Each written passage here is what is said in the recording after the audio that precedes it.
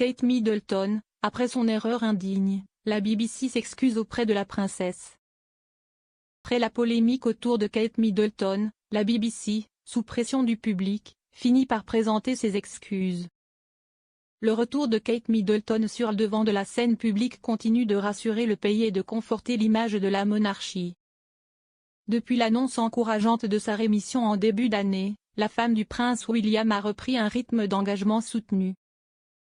Le 11 novembre, elle est apparue seule pour une mission d'importance symbolique, se rendre au National Memorial Arboretum dans le Staffordshire, afin d'honorer la mémoire des soldats tombés au combat.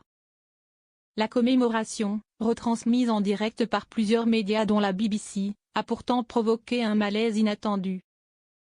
Une maladresse de protocole commise à l'antenne a rapidement suscité l'indignation du public britannique, donnant naissance à une controverse qui a éclipsé une partie du moment solennel. La BBC rectifie le tir après une erreur protocolaire liée à Kate Middleton.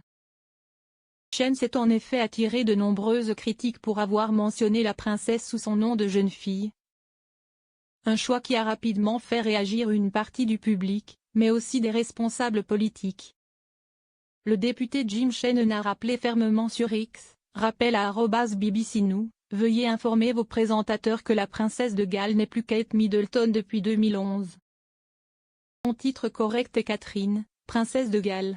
Veuillez corriger cette erreur. La polémique, la BBC a finalement publié un communiqué reconnaissant son faux pas. De notre couverture des événements commémoratifs, nous avons à plusieurs reprises désigné par erreur Catherine, princesse de Galles, sous le nom de Kate Middleton, a déclaré la BBC dans un communiqué publié le 14 novembre. Nous nous en excusons. Dans l'ensemble de notre couverture des événements liés à l'armistice et à la commémoration, Catherine a été désignée par son titre correct.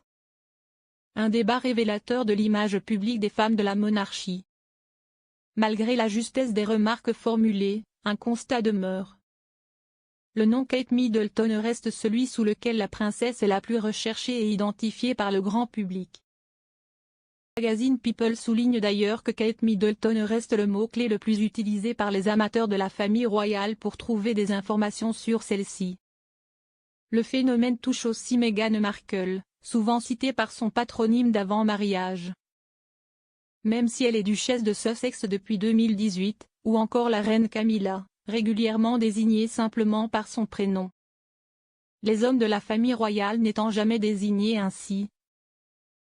La différence relance directement la question d'un possible biais sexiste dans la manière dont on nomme et perçoit les figures féminines de la monarchie.